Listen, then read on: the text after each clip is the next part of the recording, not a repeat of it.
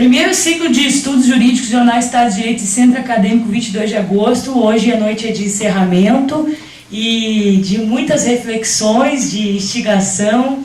E a gente fica feliz de o Pedro, a Marina terem viabilizado essa primeira atividade que vai resultar de um trabalho científico, mostrando o envolvimento do estudante, do movimento estudantil, na formação da consciência crítica dentro da universidade, da crítica ao direito, né? E não a gente ficar, se acomodar com as ideias que às vezes não ficam no âmbito teórico, né? Não estou dizendo que todos os professores são assim, mas que a gente precisa dar uma oxigenada é elementar. Então, hoje o ciclo de estudos, no último dia, está debatendo os rumos do direito no século XXI. O professor Viles hoje não pôde comparecer, mas ele, até o último momento, estava tentando confirmar a presença, mas está com problema de saúde. Começando então pelo professor que está do meu lado, Pedro Serrano, que é professor aqui da Faculdade de Direito, na área de Direito Constitucional e Fundamentos de Direito Público, é mestre, doutor em Direito do Estado da Faculdade de Direito aqui da PUC de São Paulo, tem livros publicados, depois eu vou pedir para ele mencionar, e o Elcio de Abreu Dallari Júnior, que também é professor, pesquisador, ele é ligado ao Centro Cochrane, que faz pesquisa sobre o direito à saúde baseada em evidências, o direito baseado em evidências, é professor do Mackenzie, dá aula em diversos cursos de pós-graduação, também é mestre em Direito, está fazendo doutorado na Unifesp, e a gente está em casa, me sinto em casa já, porque tem uma relação muito próxima com os professores daqui, e gosto muito da PUC, e penso ainda talvez fazer o doutorado aqui, né? Sou filha da PUC também, só que lá do Rio Grande do Sul. Não me alongando mais, o Pedro vai ficar na mesa, vamos passar a palavra para o professor Pedro Serrano, que vai iniciar o trabalho abordando jurisdição, mídia e exceção. Simultaneamente às atividades, o artista Galo de Souza, que está aqui ontem, que palestrou, vai fazer uma intervenção, e também a gente vai estar filmando, e vocês vão poder dialogar com essa arte também, as impressões de como a arte pode sensibilizar o ensino do direito pela imagem, né, pelo olhar do artista, né, agradecendo. Tá bem? Então, vou com a palavra, professor Pedro Serrano, muito obrigada e bom evento, último dia hoje, depois quem quiser confere na internet e repete. Oi, está ouvindo? Bem, eu agradeço muito ao Centro Acadêmico, ao Jornal Estado de Direito pelo convite ultra gentil aí, a gente poder expor. A turma que está aqui é tudo aluno, né? Então a gente não tem muita dificuldade. Eu não vou fazer palestra, até porque o tema hoje eu não tenho consistência para fazer uma palestra. Eu vou bater um papo mesmo, assim, começa no bar. Tem pouca gente aqui mesmo, então acho que dá para ter esse pique. E é um papo de bar mesmo, porque assim, é um tema que é muito novo, e que eu não me dediquei a ele com tanta profundidade ainda. Eu tenho mais assim, refletido, pensado livremente sobre ele. Mas me parece um tema ultra importante. A geração de vocês tem que cuidar dele, muito bem cuidado esse tema. Ele inicia por um conceito que eu acho fundamental. O Jorge Agamben é um fulano um italiano aí, que é filósofo e cientista político, filósofo político, também jurista, formado em Direito, a graduação dele em Direito. É um italiano, assim, ultra fashion. Você fala dele em mesa de bar, você come gente, fatalmente, assim. É um cara arrumado, assim. E ele é um sujeito que, ele vem numa linhagem de reflexão, vamos dizer, que recupera o pensamento de Carl Schmitt, em alguns dos conceitos de Schmitt, né? Schmitt é aquele cara conservador, ele é tido como o jurista do nazismo, né? Em certa medida tem razão, ele efetivamente se aliou com o nazismo, mas ele é muito mais foi um pensador, um jurista, católico conservador, eu diria que anti-iluminista, do que propriamente um pensador nazista em si. Ele criou um modelo teórico que eu acho que é extremamente interessante para dar sustentação para qualquer Estado autoritário, proto-fascista ou fascista que ocorra em qualquer circunstância. e tem argumentos muito inteligentes, e alguns desses argumentos, não da mesma forma que ele, mas alguns desses argumentos são inclusive usados por pessoas de linhagem de pensamento totalmente diferente. Na década de 80, em especial, o pensamento dele é resgatado, mas desde Walter Benjamin já enxergava, Ana Arendt também, outra pensadora que enxerga a importância do pensamento de Schmitt, independente da posição, vamos dizer, que ele esteja no espectro ideológico. Na década de 80, mais recentemente, ele é resgatado por muitos pensadores. Aqui no Brasil, o professor Willis, que infelizmente não está aqui, é um dos que resgatou aí uma parcela do pensamento dele. E esse H. é um fulano que usa algumas das categorias de Schmitt. Tem uma categoria de Schmitt que eu acho muito interessante. Essa categoria é o conceito de exceção. Schmitt começa a teologia política dizendo que soberania, para ele, essencialmente é a qualidade de declarar a exceção. Nós vamos entender exceção de uma forma bem simplista, mas que dá para começar a compreendê-la, como a suspensão de direitos. É o poder político em estado puro. Eu acho que o que Schmitt queria dizer era mais ou menos isso, quer dizer, você ter poder sobre alguém, no fundo, esse poder se manifesta de forma mais clara quando você tem poder sobre a vida dessa pessoa, sobre o corpo dessa pessoa, e essa pessoa não tem direitos a te opor. É o que Foucault vai ressignificar e tratar como conceito de biopolítica. O condão, o poder que um Estado tem, que um governo tem, de ter poder, inclusive, sobre a vida das pessoas. E sem reconhecer essas pessoas por alguma circunstância excepcional, sem reconhecer nela a titularidade de qualquer direito que limite essa soberania ou que limite esse poder que o Estado tem sobre a pessoa. Angabem começa um trabalho dele chamado Estado de Exceção, fazendo uma crítica ao direito público. Ele diz que o direito público até hoje não conseguiu desenvolver uma teoria sobre a exceção. E ele tem razão. E a gente precisa desenvolver. Eu não vou ficar aqui tratando teoricamente de tudo que eu basicamente já pensei sobre esse tema, é um tema para mim muito rico. Para falar sobre esse tema de uma forma científica, eu escrever sobre ele, eu precisaria estudar muito mais do que eu estudo, assim. Então eu não tenho muito saco já, estou com quase 50 anos. Então são mais reflexões que eu faço mesmo assim. Me preocupa esse conceito, em especial na América Latina. E hoje eu vou querer fazer uma reflexão mais específica. Não só sobre a exceção como categoria de uma teoria geral da política, mas como o poder judiciário como fonte da exceção. O poder judiciário como uma fonte não apenas do direito, mas o poder judiciário como uma fonte primária da manifestação e da imposição de exceção. Para iniciar essa reflexão, eu parto de um pressuposto que é um pensamento de Agamben, né?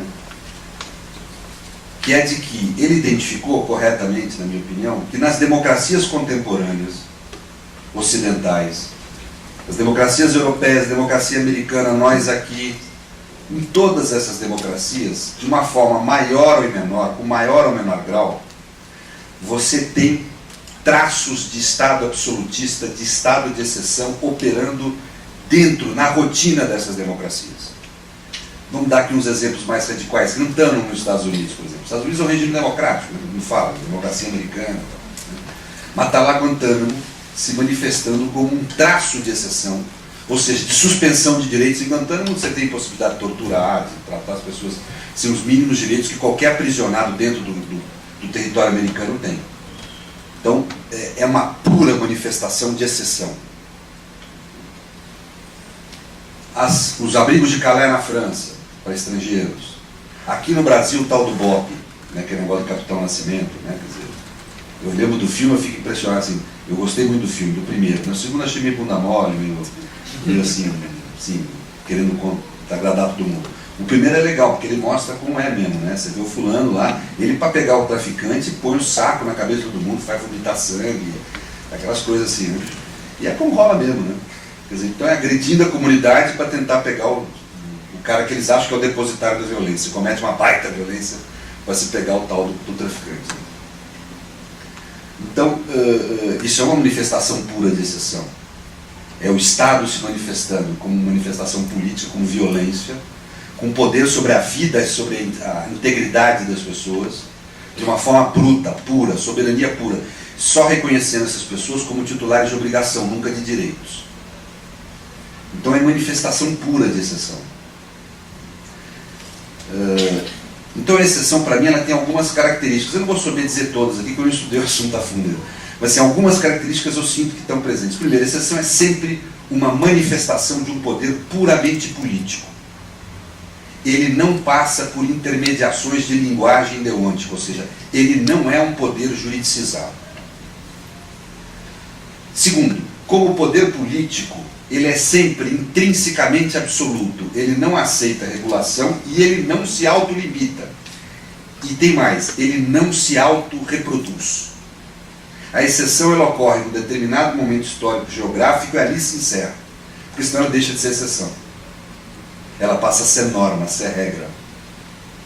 E a lógica da exceção é ser a antinorma, o antidireito.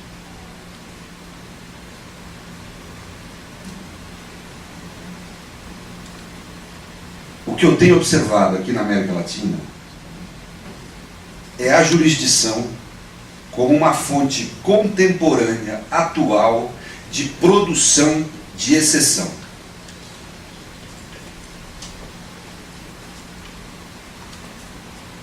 Eu estudei o caso de Honduras. Eu fiquei debatendo com aquele Reinaldo. Eu debati não, ele debateu comigo, aquele Reinaldo, como é o nome dele? Azevedo, é. Ele me chamou de Pedrinho, falou que não, eu não conheço esse fulano, ainda bem que ele me conhece. Quer dizer, ele me xingou lá, essas coisas que esses caras gostam de fazer. Né? Mas eu fui lá estudar. E ele trazia um argumento que ele acha cabal, quer dizer, que o tal do Zelaya estava enquadrado no artigo 239. Eu, quando pude responder, não respondi a ele, porque eu não vou debater, desculpa, assim, eu tenho uma viadagem, eu não gosto de debater direito como jornalista. Acho que ele é formado lá naquela, sei, aquela escola de São Bernardo, lá, assim, metodista. Então é um fulano aí que eu não vou debater direito com esse cara, mas de qualquer jeito,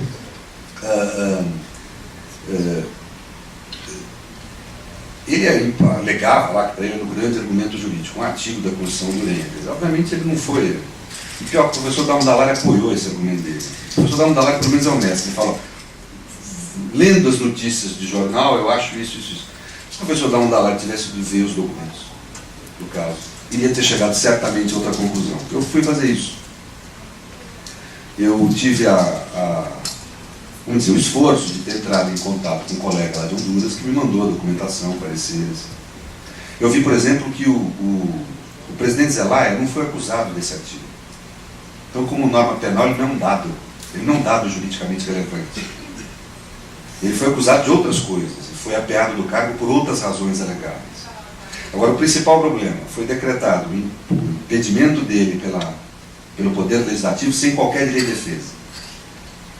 E o Judiciário declara a prisão provisória dele, o afastamento do cargo, de forma preliminar, sem direito de defesa. Mas ainda, vamos dizer, dentro de uma forma que pode se dizer regular, porque é dentro de um processo penal. Só que o que tem que acontecer nesse tipo de situação? O aprisionado tem que ser apresentado ao juiz, a ordem para que ele seja preso e apresentado ao juízo, para que possa realizar sua defesa.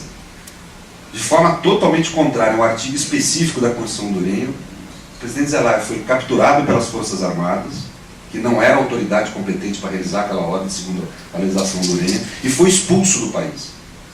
Ora, essa expulsão tem duas implicações. Primeiro, contraria especificamente um artigo da Constituição de Honduras, que diz que cidadão nenhum podia ser expulso do país. Basta ser cidadão hondurenho. E o segundo, agora, como é que ele vai realizar a defesa dele? Se era uma ordem provisória de prisão, que foi dada sem direito de defesa, como é que ele vai realizar a defesa dele se está fora do país? Então, é evidente que houve uma agressão profunda a valores fundamentais da Constituição de Honduras. Ou seja, o que eu estou querendo dizer? A exceção ali foi exatamente a não vigência da Constituição. O Judiciário negou vigência à Constituição e foi veículo, não da aplicação da ordem constitucional, mas de uma vontade política que dispôs sobre a vida e sobre o corpo do presidente da República, que interrompeu o processo democrático de forma violenta, cuja única função de ter se dado pela jurisdição esse comando é dar uma aparência de ilegalidade de democracia. Mas no conteúdo nós temos ali não uma ordem de direito, não a aplicação do direito, mas o judiciário como fonte pura dessa soberania absoluta, como fonte pura dessa decisão, que não encontra limites, que passa à margem do direito, em que a política não se dá como deve se dar no Estado de Direito, dentro ou vinculada ao direito, mas ela se dá ao largo do direito, apesar do direito e contra ele. Da mesma forma, eu me vejo com muita preocupação com o que ocorreu no Paraguai. O Paraguai é mais ridícula a situação ainda. O presidente da República é declarado impedido num processo que dura 72 horas, no qual é oferecido menos de 24 horas para ele apresentar a defesa. A Sala Constitucional, que é o nome que se dá, da Corte Suprema do Paraguai, decide interpretar de forma isolada o artigo. Meus alunos aqui lembram que a gente fala de interpretar de forma isolada o artigo de lei. Né? É um erro, não é uma questão de divergência de interpretação. Isso na área jurídica tem que parar com essa viadagem. Não, cada um tem interpretação, não. Às vezes se erra.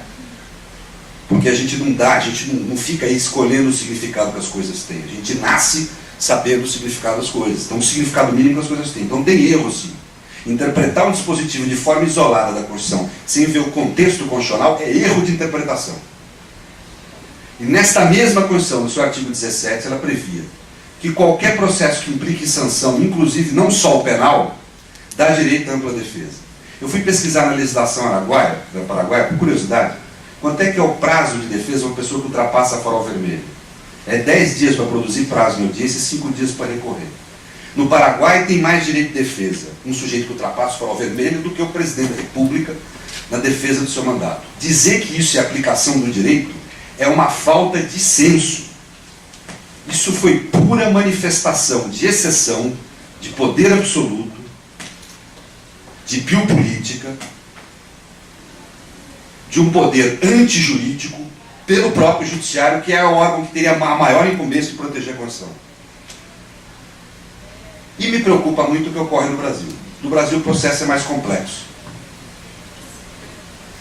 Eu vejo o judiciário como fonte possível de produção de exceção, principalmente por uma relação de corrupção sistêmica com a mídia. Eu vou tentar explicar isso.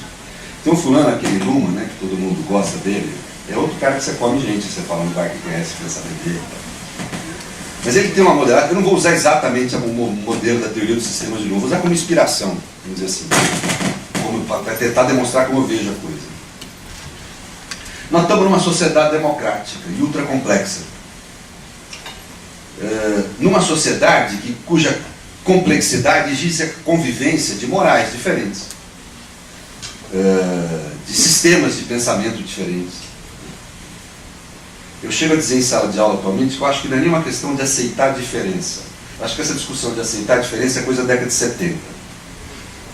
Nós temos que trabalhar com outro conceito, que é a indiferença. Se o sujeito é gay, não é que eu desrespeito a diferença, é que essa importância da minha vida também é a importância que é a cor dos olhos de uma pessoa, para se aproximar de mim. Ou seja, é uma indiferença que a gente tem que ter. Né? Esse instituto do casamento, eu nem sei se eu posso falar isso aqui, é uma coisa atrasadérrima, existe casamento como instituto jurídico. Né? Quer dizer, que tenha leis de proteção ao patrimônio das pessoas que se associam numa vida conjugal, tudo bem, mas o Estado querer parametrar o que é a vida afetiva de cada um, se um homem quer casar com um homem, se uma mulher quer casar com uma mulher, se um homem quer casar com uma mulher, se 2 homens querem casar com 2 mulheres, se um homem, um periquito, um papagaio, 2 mulheres querem se casar, isso é um problema deles. Como eles vão organizar e viver a sua vida afetiva.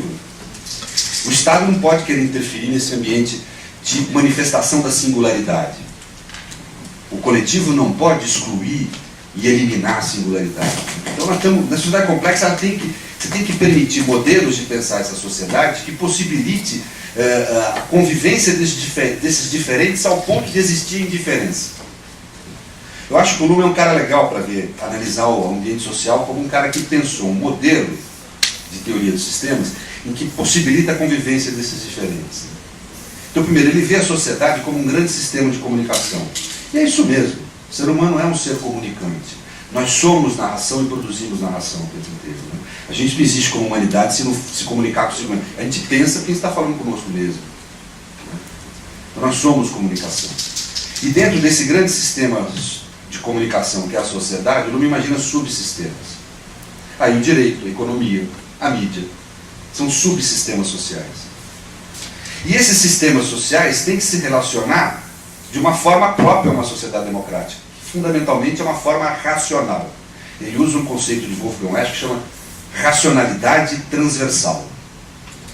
Ou seja, que é uma forma de você estabelecer conexões e relações entre os subsistemas de uma forma racional e equilibrada. Segundo ele, a característica de cada subsistema é que todo subsistema é sempre aberto, semântica e pragmaticamente. Mas ele é fechado em termos lógicos. Ele é autônomo em termos lógicos. O direito tem uma lógica própria, diferente dos outros subsistemas sociais. Ele tem uma lógica do lícito e ilícito.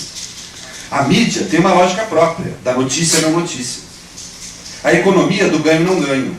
Ele sempre enxerga uma lógica binária. Eu acho isso interessante, porque sintetiza, pelo menos, essa ideia de que você tem uma lógica própria em cada ambiente comunicativo da sociedade, e essas lógicas têm que se respeitar entre si e se relacionar de uma forma racional. Ele enxerga que a racionalidade, ele chama de acoplamento estrutural, né? Parece uma coisa de engenharia, né? Mas ele enxerga que a racionalidade nesse acoplamento estrutural, nesse contato entre os subsistemas, quando eu tenho um determinado ato ou fenômeno social que satisfaz a lógica de ambos os subsistemas que se relacionam, de todos que se relacionam.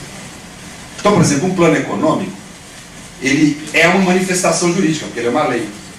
Mas, ao mesmo tempo, ele é uma manifestação do subsistema econômico. Para ele ser racional, ele tem que ser eficiente na lógica da economia, do ganho não ganho, e, ao mesmo tempo, válido, juridicamente válido. Ora, na minha opinião, quando o sistema midiático, o subsistema midiático no Brasil, se relaciona, ou tem se relacionado com o subsistema jurídico, ele tem tendido a produzir dentro dos tribunais, no ambiente que deveria imperar a lógica do lícito e ilícito, a lógica do direito, ele tem tendido a produzir uma subversão nessa lógica. A lógica da notícia ou não notícia vale mais do que a lógica do direito. E nesse sentido passa a fazer do judiciário uma fonte de exceção. Todo mundo aqui estuda processo, né? Estudou, claro. Os senhores lembram que a característica do processo no Estado de Direito é que eu entro como réu nesse processo sem saber o resultado. A característica dos inquéritos estanelistas, a característica dos processos de dizimação de Hitler, das vezes que tinha inquérito nos governos nazistas, a ideia de inquérito e processo no Estado autoritário é onde o sujeito entra sabendo qual é o resultado. Ele entra no processo sabendo se ele vai ser considerado culpado ou inocente. Ora, esse contato em que a lógica da mídia invade a lógica do direito e elimina ela no ambiente que ela deveria imperar, Luhmann chama de corrupção sistêmica ou operacional, depende do caso. Mas, de qualquer forma, você tem ali a presença de uma exceção, onde o direito é excluído, né? Você pode ter a presença ou não nessa corrupção operacional sistêmica de uma exceção. Quando que você vai ter presença de exceção nessa corrupção sistêmica? Onde a mídia supera o direito dentro do tribunal. Quando essa superação se der por uma vontade política. Que seja uma vontade política que queira se impor de forma absoluta. Que não passe por dentro da regra e que não se reproduza, que não se autolimite. Para mim, é o que hoje nós corremos risco de ver, eu sei que a maioria vai discordar, no caso do mensalão. É um caso em que as pessoas sabem qual vai ser o resultado antes desse processo terminar.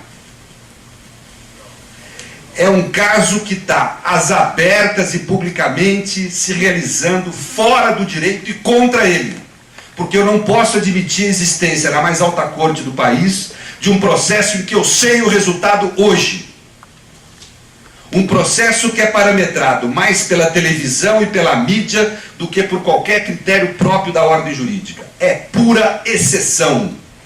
Nós estamos assistindo de público e com a comunidade jurídica absolutamente quieta e servil a uma manifestação clara de exceção vindo do Poder Judiciário. Nós estamos com esse perigo hoje na sociedade.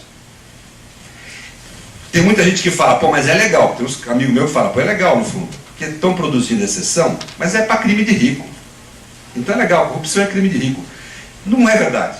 O próximo rico que tiver no tribunal vão arrumar uma razão para não reproduzir os critérios dessa decisão do mensalão. Porque a característica da decisão de exceção é que ela não se reproduz. Porque ela implica, se ela se reproduzir, ela vira nova norma. Nós temos um novo poder constituinte originário. Podemos passar a ter um Estado autoritário no Brasil, mas temos um Estado regrado. Eu não estou enxergando isso. O que eu estou enxergando é uma operação cirúrgica da elite brasileira. Ela está operando para tentar produzir um resultado político, num caso que deveria ser jurídico, inspirado por uma vontade política de insatisfação com a hegemonia que hoje você tem a nível governamental no país. E eu não estou querendo dizer que é certo ou errado a hegemonia que tem, mas há uma insatisfação nítida de setores da elite com essa hegemonia. E essa insatisfação tem se veiculado pela mídia, que é um aparato de comunicação dominado por meia dúzia de famílias, essa é a realidade. É um grande problema que tem na democracia brasileira. E é interessante como essa produção de exceção foi explicitamente assumida pela mídia. Ela propôs de público que a decisão do mensalão, do caso da ação lá, nem lembro o número, para mim mensalão, né? Sei que é errado, o pessoal fala mensalão, mas é a realidade, não ficou conhecido. Que a decisão do mensalão fosse produzida, que o Supremo é um órgão de decisão política, e que ele produzisse a decisão ouvindo o povo, de uma forma política. Ora, o que eles chamam de política, vamos tentar identificar o que eles chamam de política. Como a decisão judicial é ser política, é óbvio. Trata-se de uma manifestação do Estado com o uso legítimo da violência. Então, é óbvio que é uma manifestação política. Mas o que a mídia chamava de política? Uma decisão que se realizasse sem levar em conta o processo e as normas do processo. Uma decisão que levasse em conta a emoção do povo, produzida por ela, a mídia. Não que levasse em conta a opinião pública, mas a opinião publicada. Aquela opinião que chega aos grandes jornais e à grande televisão. Ou seja, o que ela quis, ela chama de político, é expressamente o pedido de uma decisão de exceção. Uma decisão que não leva em conta o direito, que não leva em conta o processo, que não leva em conta a ordem constitucional, leve apenas em conta a vontade política de realizar, de botar uma derrota na imagem histórica do que foi o governo Lula. Não estou dizendo que ele deve, ele merece ou não essa pecha. Mas efetivamente o que se quis ali, o que se quer é realizar uma operação política e não aplicar o direito. E isso pode ser visto na postura dos ministros, de cada um deles. A natureza dos argumentos, absolutamente contraditórios com a própria jurisprudência do Supremo. Desde a decisão de não dividir o caso lá, até aos fundamentos dos votos. E a categoria, a classe jurídica, os nossos colegas, ficam quietos perante isso. Não é uma questão de defender ou não esse ou aquele agente político, esse ou aquele figura da política. A questão é de denunciar claramente que no Brasil hoje está se permitindo a produção de uma exceção. E não é que esse caso é um caso... Esse caso está sendo tratado como exceção desde o começo. Alguém aqui já viu algum caso do Supremo? Presta atenção. O tribunal parar dessa forma que parou, dá essa concentração de esforços num caso criminal, que deveria ser um caso criminal comum. O argumento da mídia é ridículo. Como corte constitucional, o Supremo deve decidir politicamente. O Supremo, neste caso, não é corte constitucional. Ele é uma corte criminal. O Brasil não é Europa. Nós não temos o Supremo. O Supremo aqui é vinculado à jurisdição, é um órgão da jurisdição. Ele não é uma corte constitucional superior aos demais poderes do Estado. Ele não é isso. É só ler a Constituição. Ou seja, o que nós estamos vendo no Brasil hoje, isso me parece muito perigoso, é o judiciário, é exemplo do que houve no Paraguai, do que houve em Honduras, em situações obviamente muito diferentes. O nível de agressão à democracia e à ordem jurídica no Paraguai e em Honduras foi muito maior do que o que está vendo aqui. Mas é a mesma natureza de operação, é o judiciário servindo como fonte de exceção, como não aceitação do resultado das urnas, como contradição majoritária, não com fundamento na Constituição, mas com fundamento numa vontade política. E tem mais, sou capaz de apostar aqui meu diploma, uma decisão que não se repete. Esta decisão não vai servir de nova fonte normativa. Eu tenho certeza que quando Daniel Dantas for julgado, os fundamentos vão ser outros. Vão falar que tem uma especialidade no caso dele. Quando o Mensalão Mineiro for julgado, vamos falar, vai prescrever, vai acontecer alguma coisa. Eu tenho certeza disso. Essa decisão não vai se reproduzir. E ela não vai implicar em autolimitação da jurisdição. Nós estamos perante, na minha opinião, a produção clara de uma exceção na ordem constitucional brasileira, e onde o judiciário é a fonte dessa decretação de exceção, ou está perigando ser. Eu espero que se corrija no meio do caminho para não ter tanto estrago. Mas a forma como o processo já foi posto, as pessoas já entrando sabendo qual era o resultado, isto é exceção. Que a sociedade se sinta vítima da corrupção é algo legítimo, só que vítima não pode julgar. Vocês aprendem na faculdade, o juiz tem que ter distanciamento. Se as pessoas têm raiva, como falou o ministro Pergozzi, muito bem falado, se as pessoas têm essa sensação de serem vitimadas, que se afastem do papel de juiz. A conquista humana que há na ideia de juiz, na ideia de processo, é você poder ser julgado que alguém está distante, afetiva e racionalmente dos fatos. Se o juiz é testemunha, se o juiz é vítima, ele não pode ser juiz. Isso é a base, uma base elementar de qualquer processo em um regime democrático. Então, julgar com esse sentimento é algo estranho à ideia de Estado de Direito, de um Estado racional, democrático, de direito. E acho que o nosso papel é denunciar isso, é sair dessa covardia que fica o pessoal na rádio, que nos corredores fica falando, sacanagem mesmo, não tem prova, mas tem que foder esses caras. É isso que falam, quer dizer, isso tem que ser falado de público. E tem que ser assumido para a internet, para a TV, a gente tem que denunciar o que está vendo, porque o meu medo não é esse caso. O meu medo é que amanhã o nosso judiciário seja usado como forma de interrupção do processo democrático, como houve no Paraguai, como houve em Honduras. Isso não é algo inimaginável quando eu vejo o que está ocorrendo hoje no caso do Mensalão. Muito obrigado.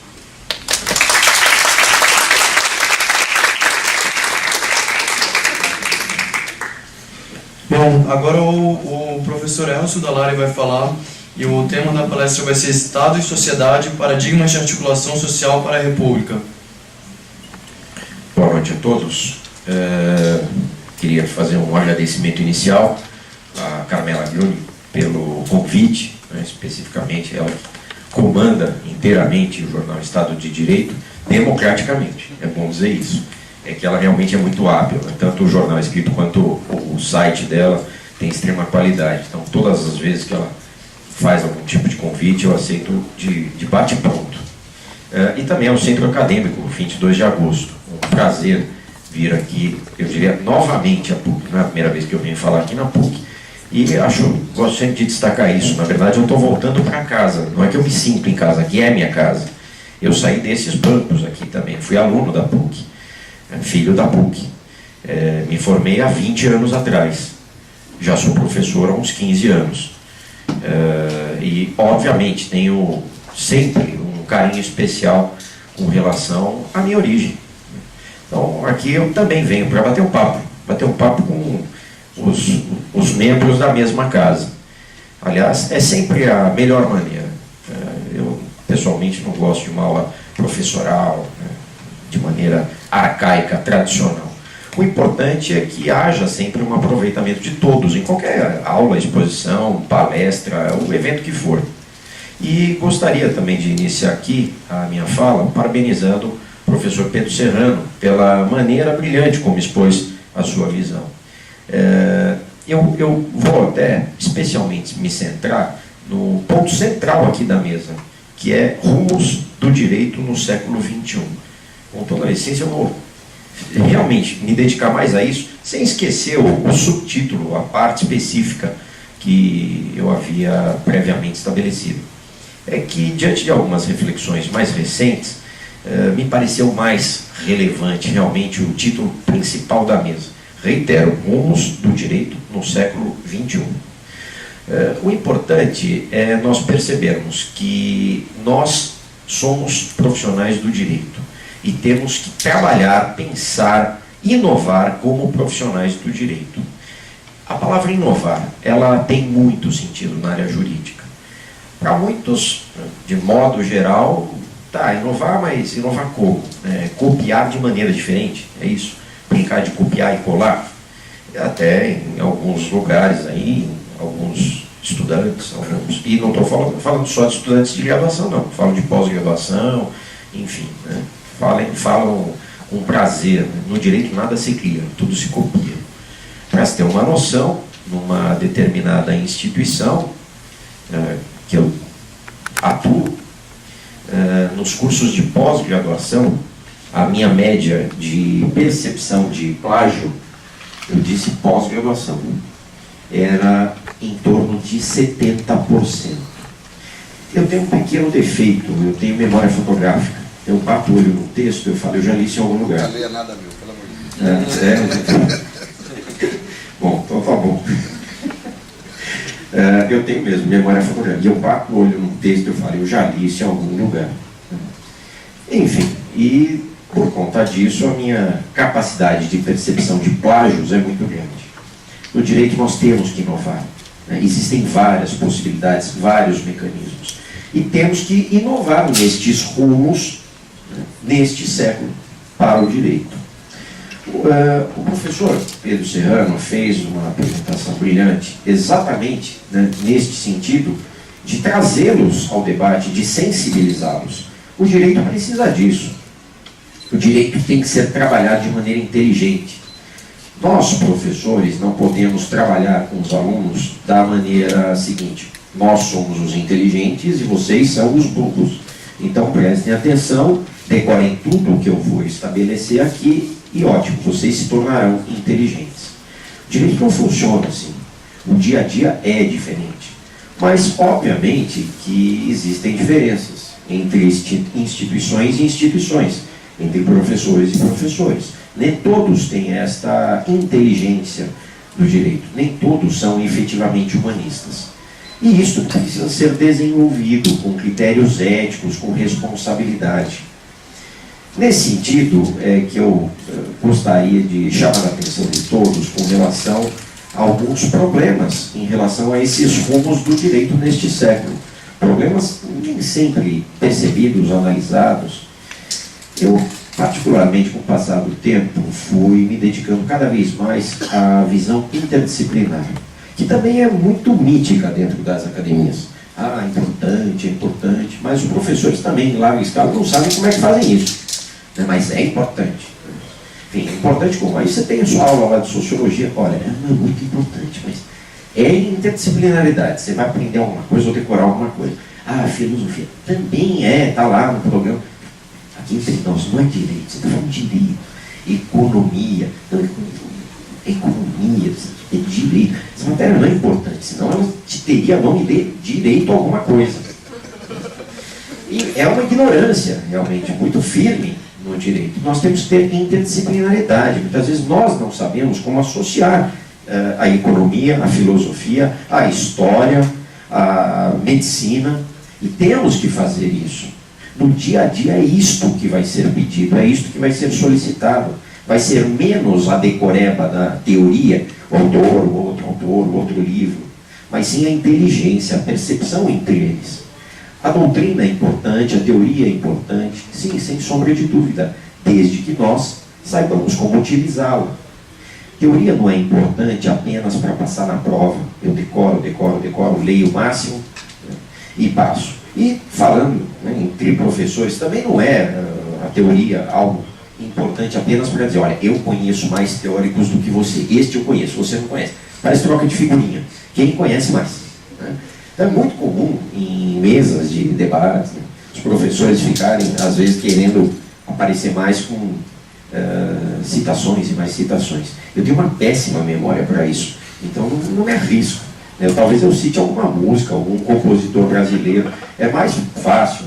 Música eu guardo bem, mas, enfim, cada um tem seu jeito, sua metodologia. De qualquer maneira, o objetivo tem que ser o mesmo, é o aprendizado. E este, volto a dizer, é o meu ponto de atenção em relação aos rumos do direito. Eu vou o tempo inteiro marcar esta temática, porque existem vários problemas. Nós temos que conhecer, portanto, a teoria, e eu diria as teorias. Não podemos, eu falo entre professores aqui, não podemos relegar os alunos à ignorância, falando, olha, você vai ler o meu livro. Se você não ler o meu livro, você não sabe nada. Nas academias, inclusive no direito, nós temos que trabalhar ciência. Ciência não é feita só com uma linhagem, só com uma visão. Nós temos que ter visões múltiplas, até mesmo para saber criticar e dizer, este é ruim, este eu não gosto. Os professores muitas vezes têm esse vício. Eu imponho os que eu gosto, principalmente o meu livro, e os outros nem pensar. Entre academias existe isso. olha, aqui na nossa academia só podemos citar professores desta academia. Professores da outra são abomináveis, lá são todos ruins, nenhum presta. Será que é isso mesmo? Existem algumas proteções dentro das academias, isso tem que ser quebrado.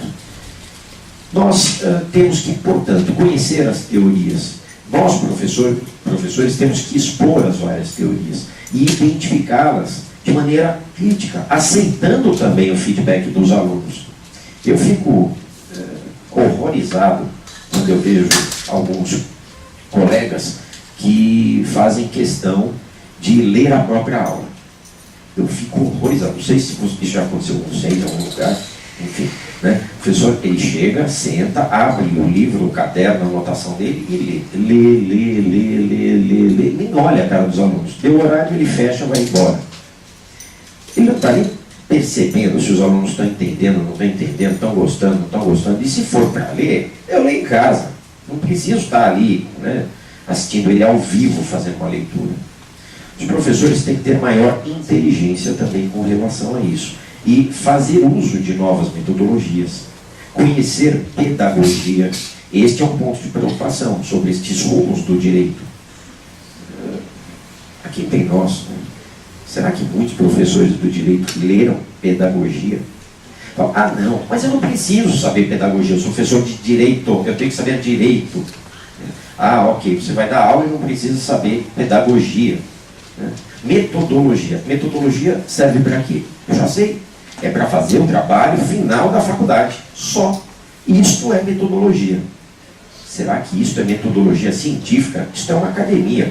Deve ser objeto aqui o cuidado, o vislumbre da produção científica. Com metodologia. Não algo aleatório. Algo que seja útil. A teoria dos livros, a teoria produzida nas academias, e as academias têm que ser vivas, ativas, proativas, deve servir para a prática, para a realidade. Eu também fico horrorizado com situações, eu passei por isso, né, ao longo da minha formação, onde professores se preocupam exclusivamente com o aspecto teórico, mas não conhecem a prática. E por isso, eu saúdo de novo o professor Pedro Serrano, que confessou, não, eu fui lá, eu vi, eu analisei. É assim que nós aprendemos, é assim que nós podemos ter uma crítica de qualidade. Senão é uma crítica vazia, é achismo. Achismo não tem espaço no direito. Volto a dizer, nós somos cientistas numa área específica. Não podemos achar, temos que ter certeza dentro de uma visão. Podem surgir visões diferentes? Sim, aspectos relacionados à própria montagem do raciocínio. Isso tem a ver com filosofia.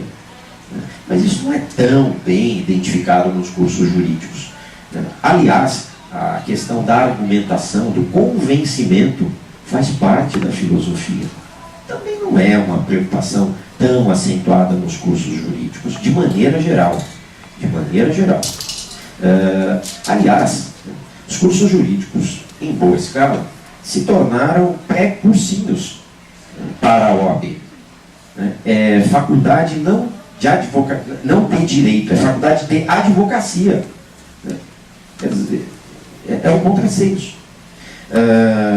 Questões relacionadas à ética, à disciplina de ética. Um outro ponto que eu me preocupo diariamente.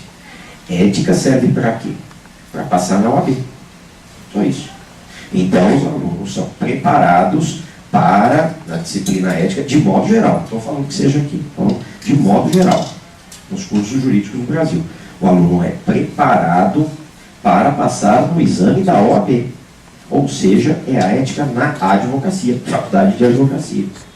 Então, estou entendendo, juiz não precisa ter ética, delegado não precisa ter ética, procurador não precisa ter ética, promotor não precisa ter ética. É só o advogado. Por quê? Porque cai na OAB. Pronto, está resolvido. Eu me preocupo muito como professor, como educador, com estes rumos, os rumos da educação no direito. Me preocupo a partir do instante em que eu, como disse aqui, gosto de trabalhar com essa interdisciplinariedade e passei a me aplicar mais no alcance, no acompanhamento de alguns dados específicos sobre educação. Eu tenho alguns dados aqui que eu gostaria de compartilhar com todos, que são, no mínimo, muito preocupantes, no mínimo. Vou usar dados aqui relacionados ao CNJ, um conselheiro do CNJ, me fugiu o nome dele agora aqui, que há pouco tempo aí deu uma entrevista, isso pode ser localizado, acredito eu, facilmente na internet, para aqueles que duvidarem de mim, né? Bom, na internet vocês vão achar isso aí. Ele fez uma identificação numa entrevista do número de faculdades de direito que existem no Brasil. Alguém sabe me dizer quantas faculdades de direito existem no Brasil? Mais de 1.000, né? Ela já chegou perto ali. 1.400. Não, são 1.240 cursos de direito. 1.240 cursos de direito. Portugal tem mais ou menos 20 cursos. Então, mas Brasil, Portugal. Então tá, 20, 1.240. Entendi. Alguém sabe me dizer, Brasil tem 1.240 cursos, alguém sabe me dizer quanto o resto do mundo tem de cursos de direito, faculdades de direito? 1.100. 1.100. É assustador isso. Quer dizer, no Brasil temos mais faculdades de direito do que no resto do mundo. Sim. É rir para não chorar, porque é um mercado para lá de concorrido. Fica bom para a gente vender livro. Meus livros ninguém lê, porque eu já produzo cientificamente, está mais bom assim para servir de cálcio para mesa do bar. Isso é o único que o livro serve. Bom, eu gosto de produzir artigo, que é mais dinâmico, é mais rápido, e só que o livro também é fininho, porque eu gosto de produzir artigo, é estilo. Né? E confesso, é jeito. Não invejo colegas que produzem tijolos. Né? Enfim, é o jeito, é o gosto. Enfim, cada um tem o seu jeito. Realmente não critico, é gosto mesmo. Enfim. Um outro dado também interessante, né, eu vou dizer, é rir para não chorar. Né, que, se são tantas faculdades assim, como é que é o mercado de trabalho? Óbvio que das 1.240 faculdades de direito no Brasil, nem todas têm a mesma qualidade. A qualidade é totalmente discrepante. Mas vamos aos números com relação a advogados inscritos. E aí eu trago dados do Conselho Federal da OAB, são dados de 2010.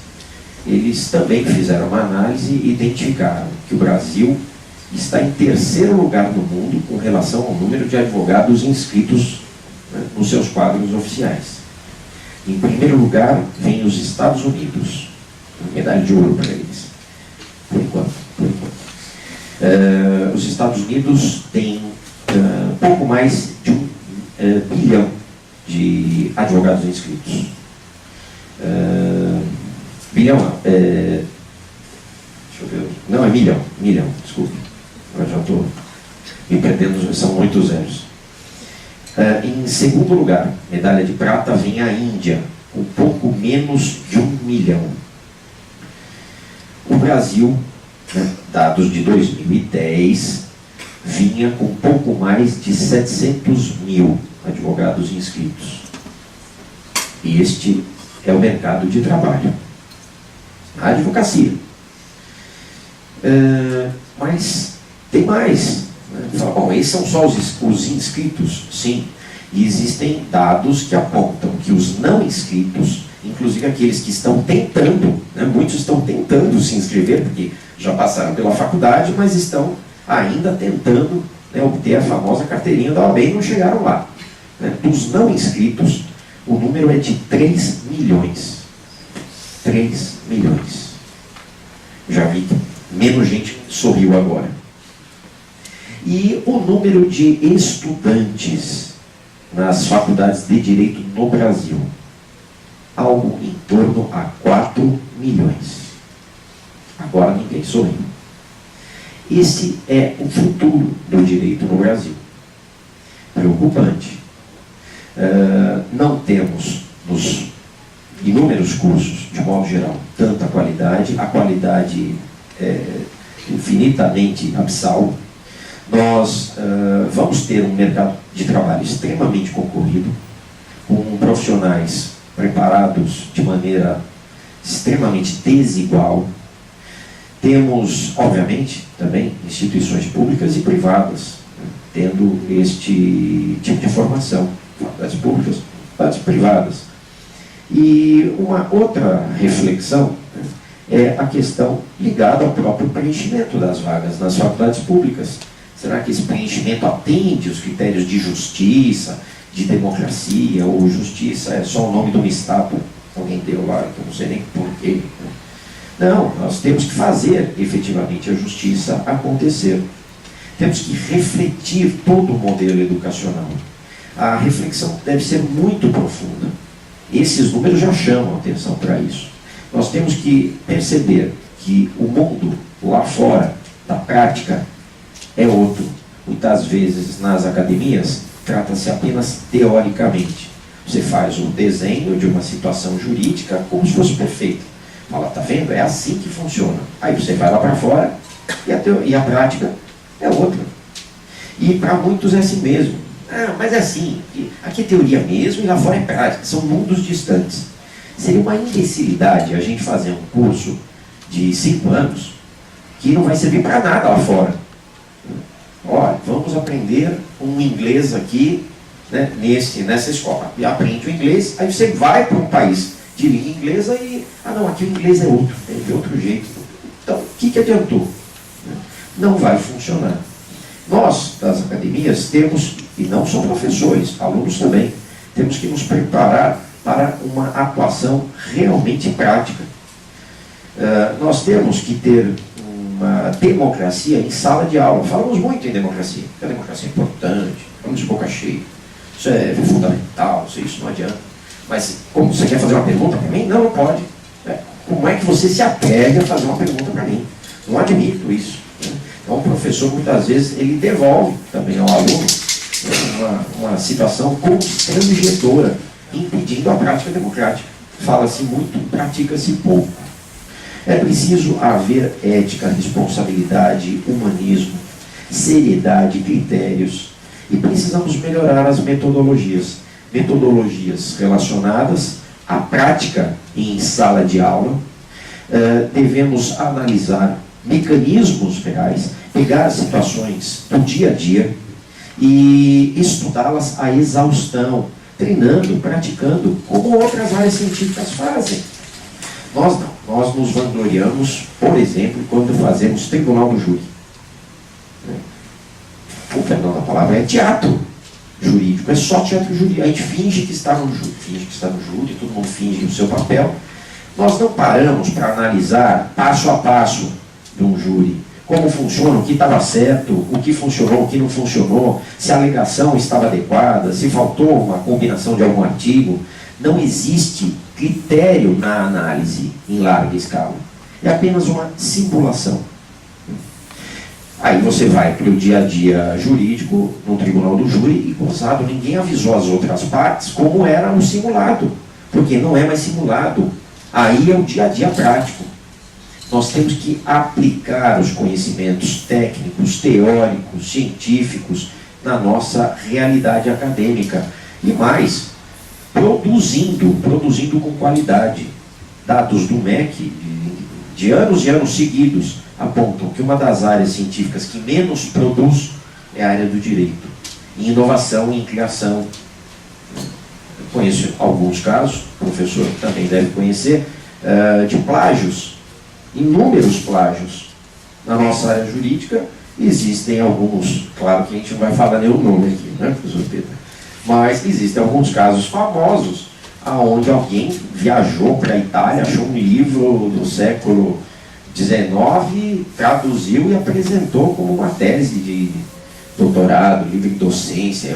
Ele é um gênio. Às vezes o cara é descoberto, né? Tem lá um sujeito chato com memória fotográfica, danou-se. Enfim, nós temos que melhorar esses mecanismos. Temos que trazer outros, temos que trazer inovações, avanços tecnológicos.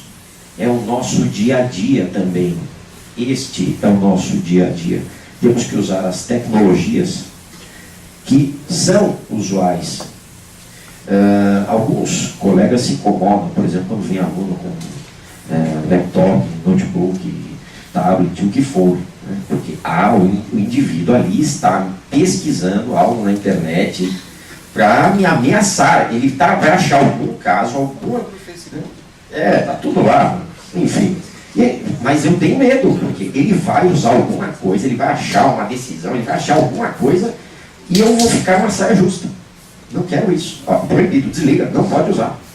Inacessível.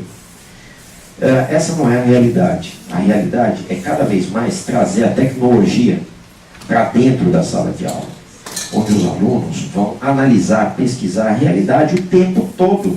Não é, olha, aqui você não pode mexer, mas lá na sua casa você pode fazer o que você quiser. E, obviamente, também deve haver um comprometimento por parte dos alunos. Né? Não, estou pesquisando, tá? E aí fica lá no Facebook o tempo inteiro batendo papo, mandando foto, enfim. Aí não adianta. É preciso um comprometimento. A minha preocupação nestes rumos do direito no século XXI é nesse sentido. Temos que ter atenção com relação à qualidade do direito, a partir das academias. E a preocupação não pode ser só dos professores, tem que ser conjunta. Nós estamos aqui trabalhando com vocês, não contra vocês. O direito ele não pode ser uma ferramenta de opressão, nem mesmo aqui dentro, numa sala de aula, numa palestra, onde for. Ele precisa ser uma ferramenta de libertação, de acesso, de participação. Mas não é o usual. Nós temos metodologias muito antigas, muito arcaicas, que são repetidas. Eu tive isso, foi assim lá quando eu fiz faculdade, tem que ser assim hoje em dia. Se não for assim, como é que vai ser? Volto a dizer, temos que repensar. Os professores têm que se atualizar, não só nos conhecimentos jurídicos, né, por excelência, mas devem ter preocupações com relação a metodologias, tecnologias. É muito comum esbarrar aí com professores falando, isso aqui é um computador, nossa, eu tenho medo disso. Não, é meu filho que mexe, é minha secretária que mexe, eu não faço nada, não conheço, não quero conhecer, odeio quem conhece. Né? Não gosto. Nós temos que ter visão de atualidade, e esta é a qualidade.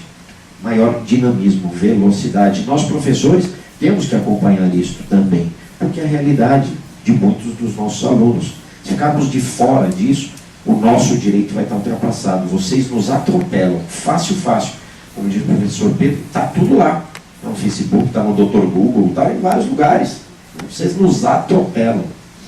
Nós temos que produzir ciência, temos que pensar no direito como uma ferramenta importante para melhorar o Estado de maneira crítica, para aperfeiçoar os mecanismos de participação social, lembrando uma das cautelas, até mesmo prevista constitucionalmente, questão da justiça social.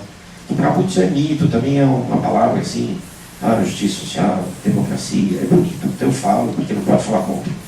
Não, tem que saber como é que faz democracia de verdade, o que é democrático e o que não é, o que é justo e o que não é. Isso a gente faz a partir das reflexões de casos específicos, como volto a dizer, fez muito bem aqui o professor Pedro. Nós temos que ter esta abertura do bate-papo, a acessibilidade entre nós. Volto a dizer, sempre nós estamos trabalhando em conjunto. Os professores têm que ter uma atenção específica com relação, porque comandam, dão um toque, dão uma distribuição do assunto jurídico. Nós temos que ter uma preocupação de excelência em relação às aulas, é melhorar as aulas. Conheço professores, até mesmo, já fui vítima de um deles, que numa certa aula, no curso de pós-graduação, ele falou incessantemente sobre o artigo 171 da Constituição Federal. Já estava revogado há 2 anos. E ele jurava e dava aula sobre o artigo 171 da Constituição Federal. Falava sobre empresas estrangeiras, empresas brasileiras, enfim, foi revogado.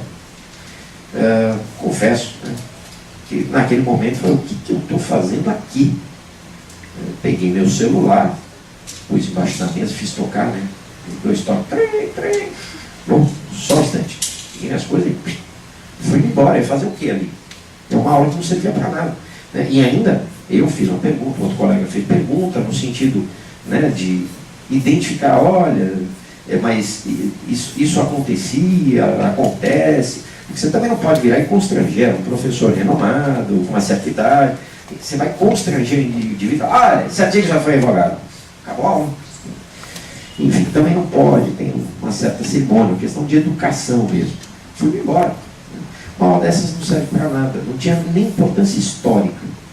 Nós temos que ter a atualidade nas nossas aulas. Metodologia faz parte das aulas, sim, começo, meio, fim. Uma aula tem que estar ligada na outra.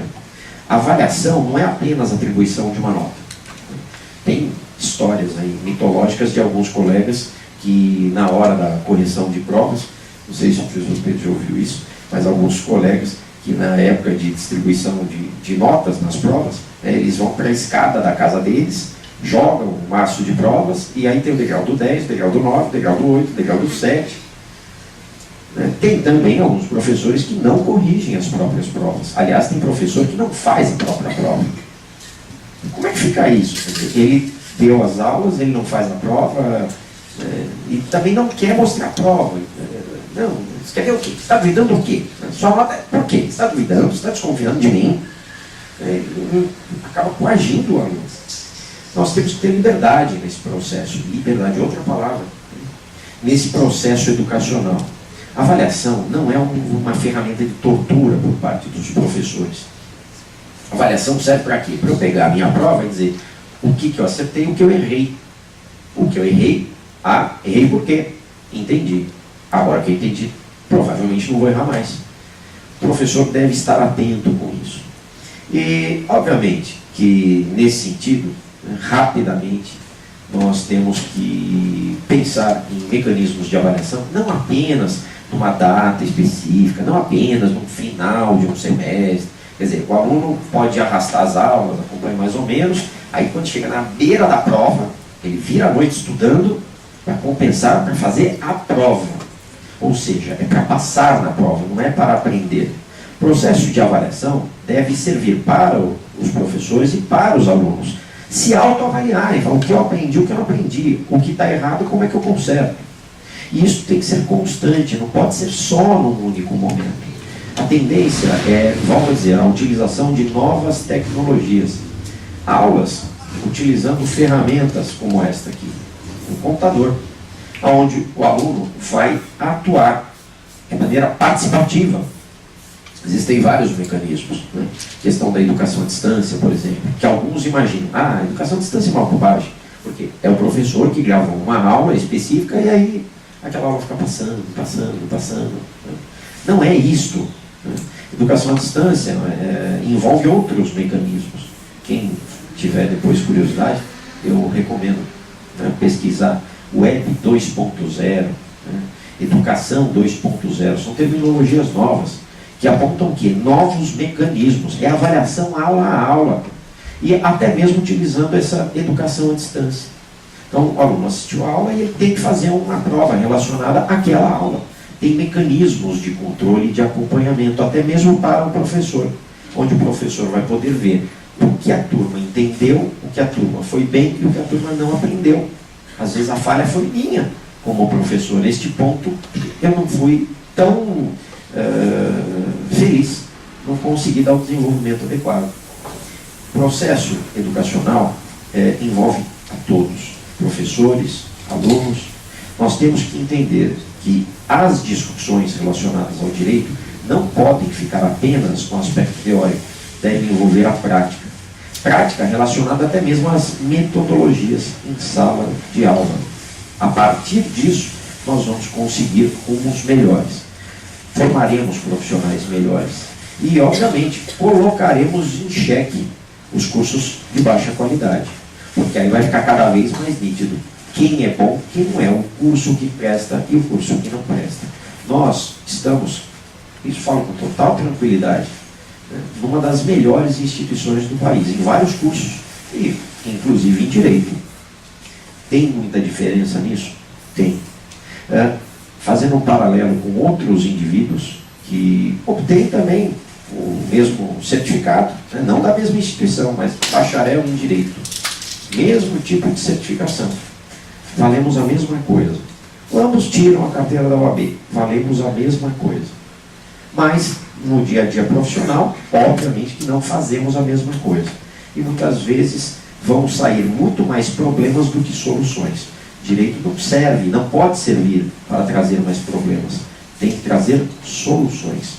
Existem muitos aspectos críticos. Aspectos críticos com relação às instituições públicas, às instituições privadas. E gostaria de deixar uma última reflexão aqui, eu não sei o tempo específico que eu tenho, mas uma última reflexão, até para que vocês participem aí, no seguinte sentido. Hoje em dia, de modo geral, as universidades públicas, os vários cursos, elas acabam, obviamente, investindo nos alunos. Existe uma estimativa média de quanto se investe num aluno numa universidade pública. A estimativa é entre 18 mil e 20 mil reais, né, no aluno. E depois o aluno sai dessa instituição, né, cursou o tempo inteiro sem pagar nada. Depois ele sai e vai para o consultório dele, para o escritório dele e ganha o dinheiro dele. E não devolve nada para a sociedade. Nada. A sociedade investiu nele. A sociedade pagou o curso dele. Mas ele não reverte nada para a sociedade. Será que isto é democrático? Será que isto atende aos nossos interesses? Eu tenho dúvidas. Eu imagino que nós temos que mudar estes modelos. Pensar realmente o que é democrático e o que não é. Parar de falar democracia, justiça, liberdade, igualdade, sem pensar.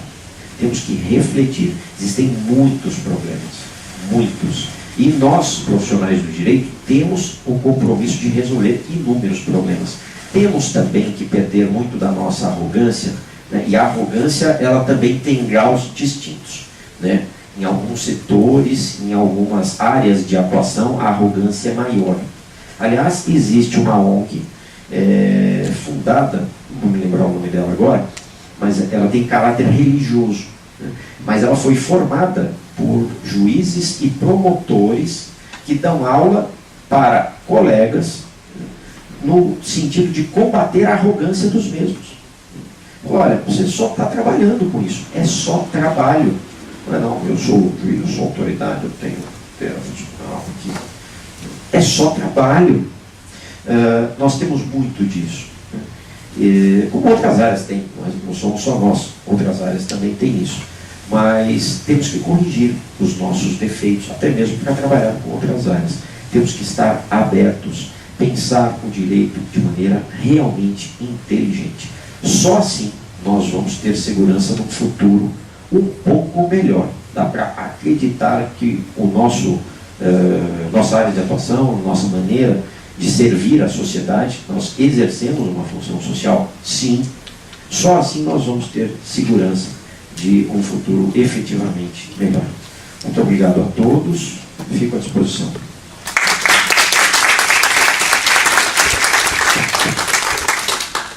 Eu gostaria de agradecer aos professores, professor Pedro Serrano, professor Elcio Dallaria, por terem aceitado o convite, vir compartilhar aqui com a gente essas reflexões muito preciosas. E agora vamos abrir para um debate. Como o próprio professor mencionou, a gente vai ser mais informal, nós queremos um espaço mais dinâmico. E eu gostaria de começar perguntando ao professor Serrano. Tudo bem, professor?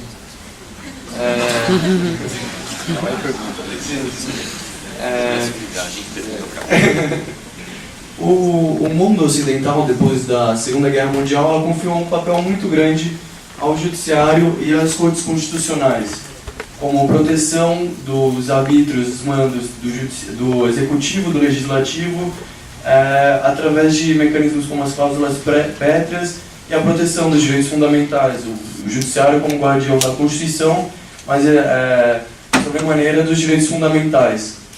Se, como você demonstrou na sua palestra, nós estamos somando para um ambiente em que o próprio judiciário, a Corte Constitucional, ela ocupa o papel do soberano e tem o poder de declarar o estado de exceção, a quem nós vamos confiar, ou o que nos resta agora depois disso?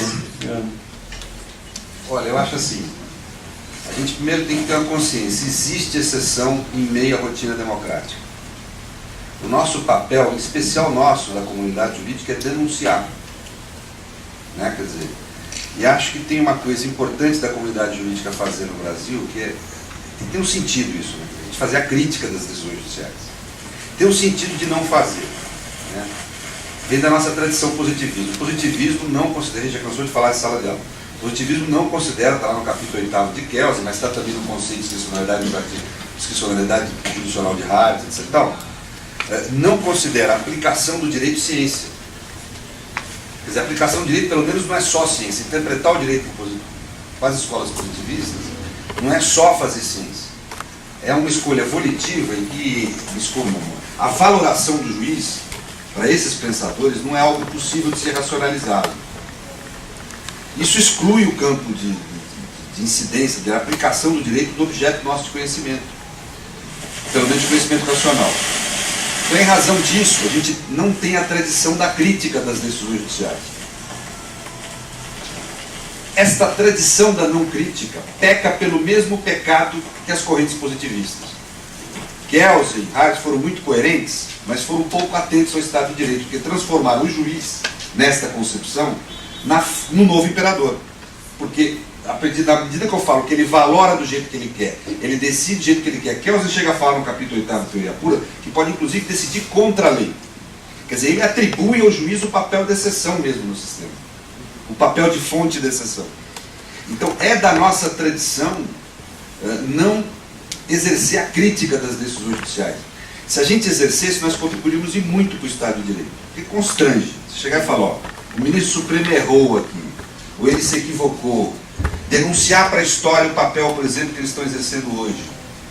Há uma errada visão dessas pessoas de que a biografia delas vai ser construída pela mídia. Não é verdade. Vá ler um jornal da década de 50. Ver como a gente dá risada hoje em dia. Do nível de partidarismo absurdo, claro. Né? Era outra mídia. Quer dizer, a história não é construída por quem é dono desses meios de informação apenas. Porque existem outros meios de informação, internet, alternativos, a construção teórica dentro das academias. Então acho que a grande contribuição que nós temos a fazer é identificar as exceções, denunciá-las como forma de combate. A gente passou muito esse momento neoliberal, teoria da argumentação da Faculdade de Direito, os Alexi, que eu gosto de falar deles, tá? De que acha que o mundo é um consenso, que vai tudo se produzir consenso. Meu, atividade jurídica como atividade jurídica é luta também, é denúncia, é conflito. Né? Tem que ter culhão antes de tudo para fazer direito, antes de saber. Né? Quer dizer, e tem que denunciar. Eu acho que assim, nosso papel é, com coragem, mas com critério, com racionalidade, fazer a crítica. Eu acho esse muito bom para a universidade, se tiver um grupo aqui, por exemplo, que depois de decidir o caso do mensalão, estude esse caso. Leia essas provas, vê se aquela ponderação foi adequada. E denuncie para a história. Sabe? Quem ali agiu com erro jurisdicional, quem agiu para atender a mídia e não o seu dever, o que é pago pela sociedade, quem teve coragem de ser juiz e quem não teve. Eu acho que isso é importante. Como teria sido importante, ou é importante, por exemplo, essa comissão da verdade, denunciar o que houve no período autoritário. O professor Elcio falou uma coisa muito correta. Por que surgiu tanta faculdade de Direito no Brasil? Porque foi o pagamento dado pela ditadura para a classe média. Vamos dar diploma para essa turma e carro. Eram as duas coisas que rolou na época. Eu vivi, era menino nessa... Ainda rola. Quer dizer, mas assim, quer dizer, era um bacharelismo. Hoje a gente já evoluiu, é doutorismo. Todo mundo tem título de mestrado e doutorado, né? Que é o título. Então, o saber mesmo a gente não quer. Porque saber é chato mesmo, né? Eu tô chato, tá? Eu tô cabelo no saco cheio disso aí. Mas é um negócio que... Mas assim, com certeza a gente vai atrás do título, do papel. É uma coisa que vem da tradição cientista portuguesa nossa, né? Essa coisa. Eu acho que assim... Então, acho que a grande contribuição que a gente tem para dar aqui é fazer a crítica mesmo. É ir ao documento, é ir ao papel, é essa instância, vamos dizer, empírica da nossa atividade técnica e ter a coragem de fazer a crítica. Eu acho que é... Se me permite isso, por favor. Gostaria de fazer uma colocação a mais aqui, né? Concordo inteiramente com o professor Pedro Serrano. Um detalhe, que muitas vezes nos cursos jurídicos, né, é pecado você fazer. Não pode fazer um debate relacionado ao aspecto político, é outra área científica. Não pode, porque aqui é direito. Só quero lembrar, questão do Estado, o funcionamento do Estado, da administração pública, também tem viés político. É político-administrativa, mas nós, nos cursos de direito, abominamos. Tem lá a ciência política, estuda só alguns cientistas, algumas teorias, e não relaciona com a prática, não pode, é pecado. Você não pode, senão você é tendencioso, é do partido, é todo partido, é de direita, é de esquerda, né? É pecado. Mas, obviamente, que a política permeia o funcionamento do direito, o funcionamento do Estado, o preenchimento de cargos até mesmo do Supremo. A indicação é política. Nós temos que entender que o funcionamento da administração pública como um todo envolve questões, aspectos jurídicos, mas também aspectos políticos, organização político-administrativa. Mas nas faculdades nós temos, de modo geral, apenas curso de direito com disciplina direito administrativo. E o direito administrativo diz quais são os cargos, quais são os mecanismos, e só. Não analisa, não vincula ao funcionamento político. Porque um cargo é exercido por alguém que não faz, que não resolve, que não desenvolve suas competências, suas atribuições como deveria. Ah, não, isso daí não se discute. Então, esta colocação que fez o Pedro com relação a estudar, por exemplo, o caso do mensalão, o que aconteceu, o que não aconteceu, tem fundamentação, não tem fundamentação. No direito, nós vemos diariamente juristas, professores titulados, né? E é verdade isso, né? O pessoal caminha cada vez para títulos. Muita gente que não tem a formação específica, uma titulação maior, mas é conhecedor profundo do assunto, pelo dia a dia, pela prática. Não conhece mais. Eu, por exemplo, me recordo de um colega de escritório, eu não conheço ninguém que soubesse mais de direito civil e processo civil do que ele. Ele era apenas formado em direito, bacharel, teve a OAB, não foi para os cursos de mestrado, doutorado, falava isso, eu não tenho saco para fazer isso, não é para mim, eu não quero. Mas no dia a dia, você verificava que muitas vezes os profissionais extremamente titulados, né, chegavam lá disfarçadamente, né, como se soubessem o que iam perguntar. Não, olha aqui, Mídia, nesse caso, assim, né? Não é assim, não é nada disso, é assim. Não, eu estava imaginando que fosse isso. Né? Quer dizer, ele conhece menos, sabe menos, mas é mais titulado, então logo, né, tem que fazer reverência. Né? Quem tem título maior pode mais. Sem falar que existe também, não ia tocar nesse assunto, mas eu acabei lembrando dele, existe também muito nepotismo. Muito nepotismo.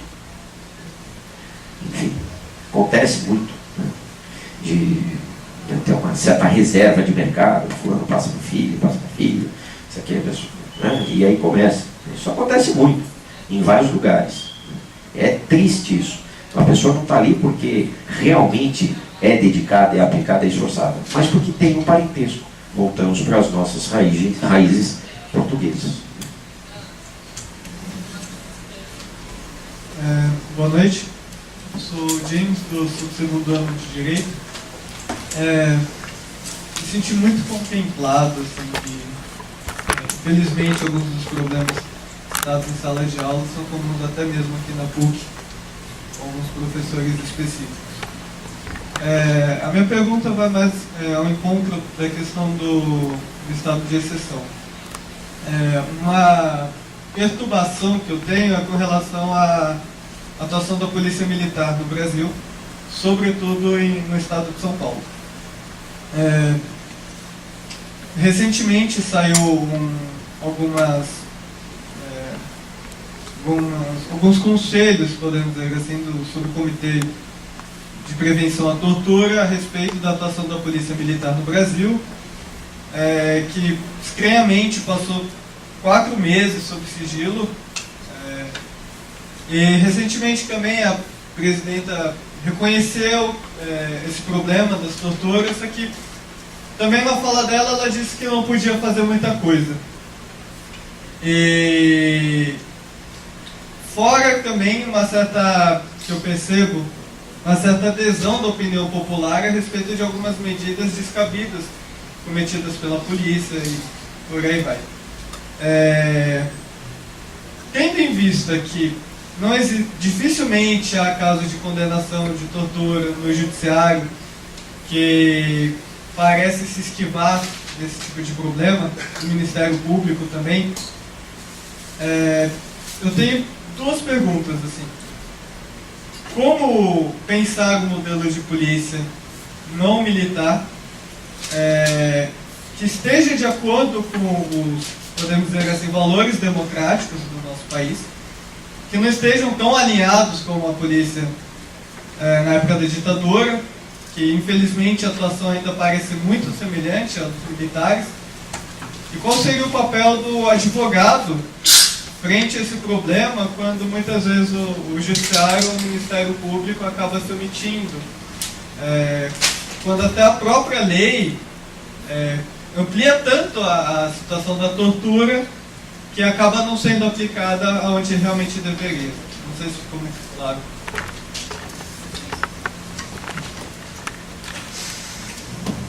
Bem, eu acho que o maior exemplo de exceção que a gente tem no país é a violência física, que é uma postura biopolítica da sociedade. E isso que me preocupa. Quer dizer, do seu ponto de vista concreto, não é só uma política de Estado, é uma política da sociedade.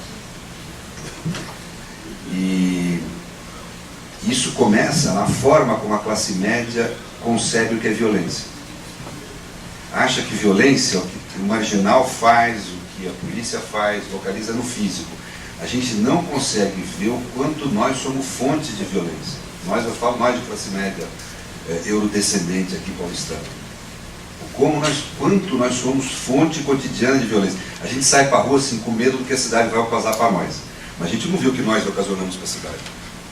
Quer dizer, o que a gente fez para essa cidade. O que a gente, com a nossa concepção conservadora, proto-fascista, ocasiona cotidianamente de violência simbólica contra as pessoas. E aí implica, obviamente, num apoio um pouco envergonhado, um pouco velado, mas muito claro a essas ações violentas da polícia. A origem dos problemas do país podem sempre ser localizados nessa elite eurodescendente. Eu não tenho absolutamente dúvida nenhuma. A gente tem um povo trabalhador, criativo, antenado em termos de senso estético e afetivo com o que pode ter de bom nesse século XXI. Mas nós temos uma elite atrasada, autocrática, proto-fascista. Quer dizer, e que cotidianamente ela se manifesta. Então, a violência começa no almoço de domingo, na forma como a gente papeia em casa, as bobagens que a gente tem que ouvir das pessoas rotineiramente, que acaba entrando no nosso ouvido como se fosse verdade. Eu acho que, aliás, o grande convite, professor, que se faz ao aluno aqui na Faculdade de Direito é abandonar e pôr tudo em questão. Na hora que ele está aqui na universidade, põe tudo em questão. Tudo que aprendeu, tudo que papai falou, que mamãe ensinou, entendeu? Quer dizer, por isso que, por exemplo, me incomoda um pouco essa coisa de querer pôr o católico acima da universidade. Isso, antes de tudo, é uma universidade, senão não pode ser chamar esse título.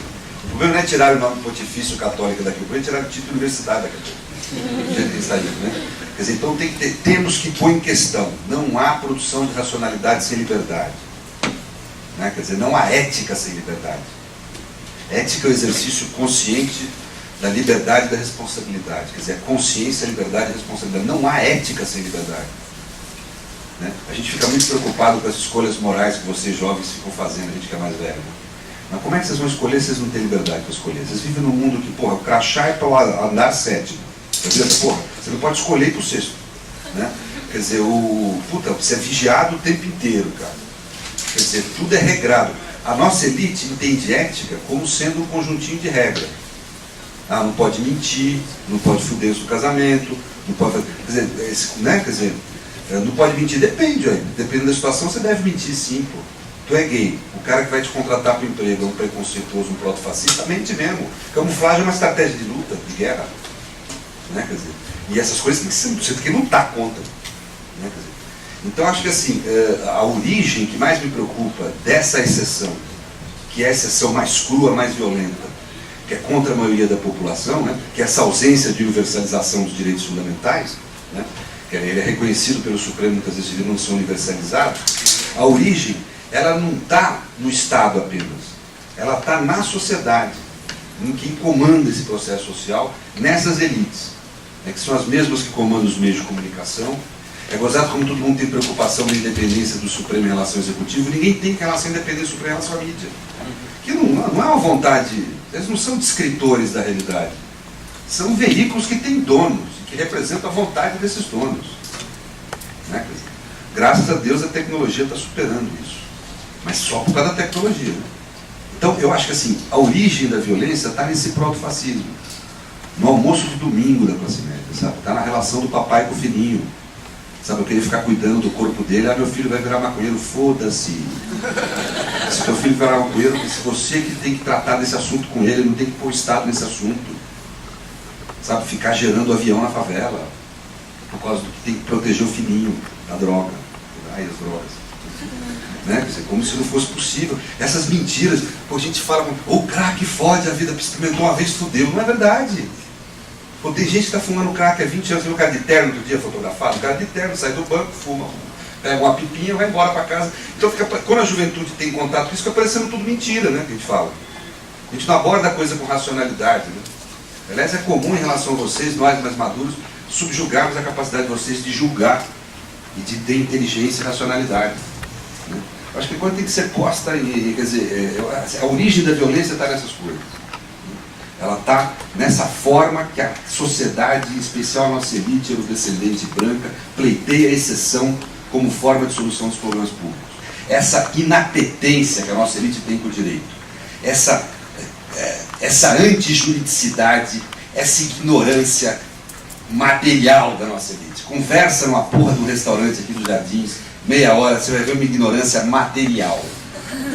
Meia hora falado com qualquer paulistano que mora no Jardim, salvo eu, é uma constatação evidente do quanto o ser humano tem um lado pobre, caído, sabe? A expressão que a juventude fala, é caído mesmo. Então, a origem da violência está aí, cara. E a gente tem que enfrentar esse tipo de coisa no cotidiano, com culhão, falando a verdade, mostrando, quer dizer, enfrentando nos ambientes, no almoço de domingo, não é só na universidade, né? É em casa, sabe? Quer dizer, discutindo as várias dimensões da existência e da vida. Cada vez mais nós estamos num mundo onde é efetivamente biopolítica. A política deixa de ser só um mecanismo de controle do corpo, de violência, de uso da violência para controlar o corpo, e ela passa a participar de uma máquina comunicativa que produz desejos. Hoje em dia eles não precisam mais só dominar o nosso corpo. É um ingresso dentro da gente que produz desejos. Quem é que pode imaginar uma porra de uma história de amor que isso não for Hollywood? A gente sempre começa a namorar imaginando que a gente é o personagem central de uma comédia romântica. A gente imagina esse roteiro, cara. A gente não consegue controlar. Pô, eu tenho um celular novo, cara. Vai lançar o iPhone 5, eu quero comprar, não tem... Sabe? Então, há uma forma radical de autoritarismo e de exceção, de antijuridicidade, que a gente precisa denunciar. Precisa estar atento, precisa estudar isso. Tem uns autores ótimos para ver isso, assim. O Negri, eu acho que é um cara muito arrumado. Em alguma medida, o Gisele, eu acho que são caras legais. E que a faculdade nem se fala neles, nem se fala. Anda bem que ele estava falando aqui. Né? Eu acho que, em suma, gente, eu acho que a essência da violência, a forma mais crua dela está ali na polícia, na PM. Mas o lugar dela, ela mora no jardim.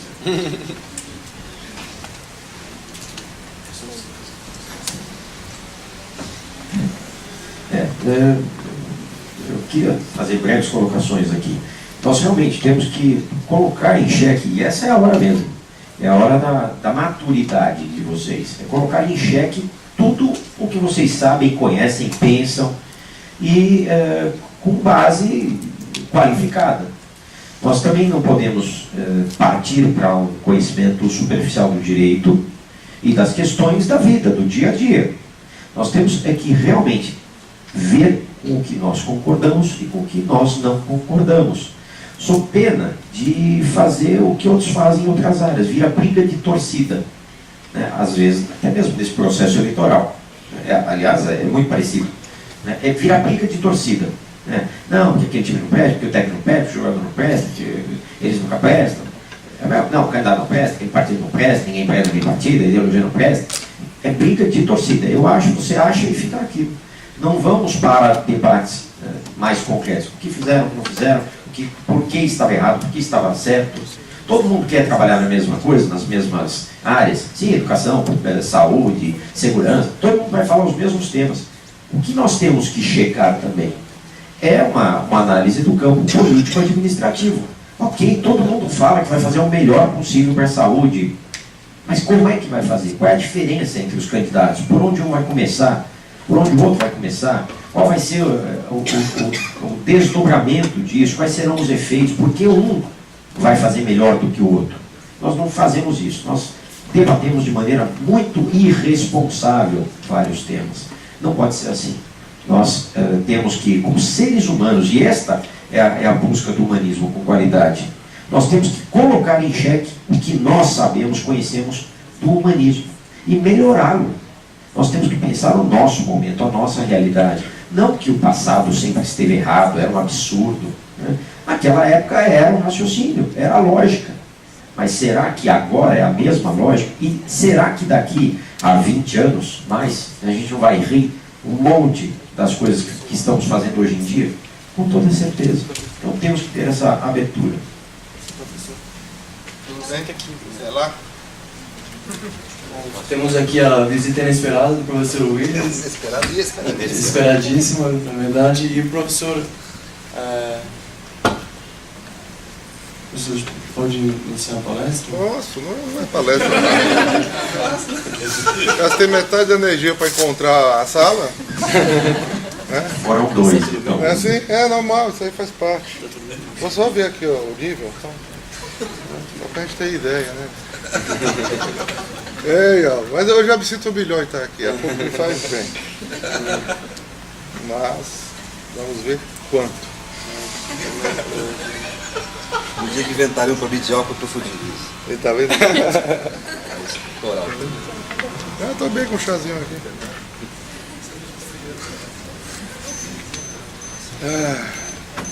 Bom que tem chá. Bom, alguém mais gostaria de fazer uma pergunta?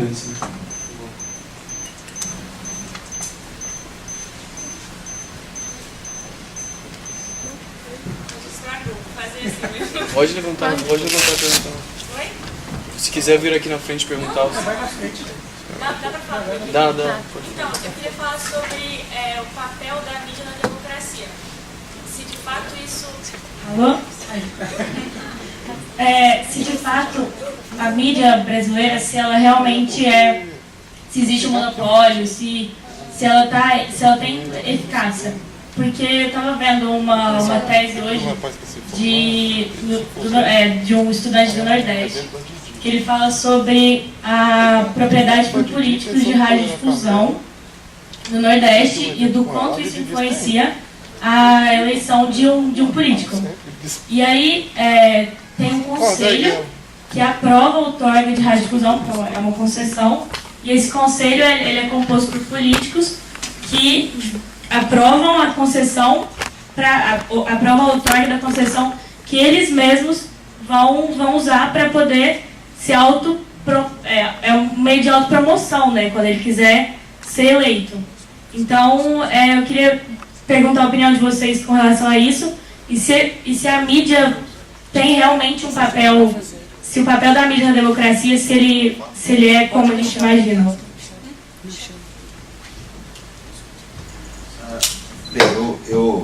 Eu avalio o seguinte, quer dizer, é óbvio que não se trata nunca de censurar, de usar o poder político para ficar reprimindo a circulação de versões, de opiniões e informações. Mas efetivamente o que nós temos no Brasil hoje é um modelo midiático que vem da ditadura, a gente não rompeu com isso. Se você lembrar do pré-64, você tinha mais diversidade, comparativamente à natureza dos veículos de comunicação que você tinha na época, você tinha mais diversidade de opinião que hoje. Você tinha a Última Hora do Weiner, que era uma rede de jornais que cobria o país todo e que representava uma visão alternativa à visão da elite paulista-mineira. E ao mesmo tempo você tinha o Estado de São Paulo, você tinha o Estado de Minas. Em suma, você tinha mais diversidade. Com a ditadura militar, liquidaram com o Weiner, liquidaram com essa diversidade. E nós até agora, depois da construção do regime democrático, não conseguimos traduzir no espectro dos principais meios de comunicação a variedade de opinião que tem na sociedade brasileira.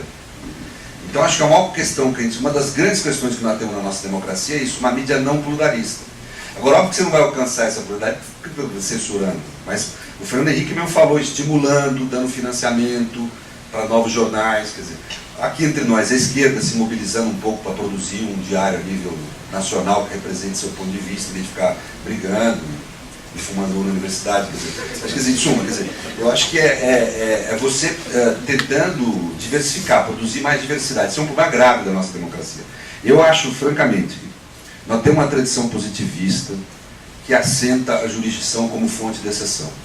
Está lá no capítulo 8º do Kelsen, como autoriza, na sua forma de construção teórica, o juiz como passível de dar uma lesão contra a lege. Isso rompe com uma ideia fundamental do Estado de Direito.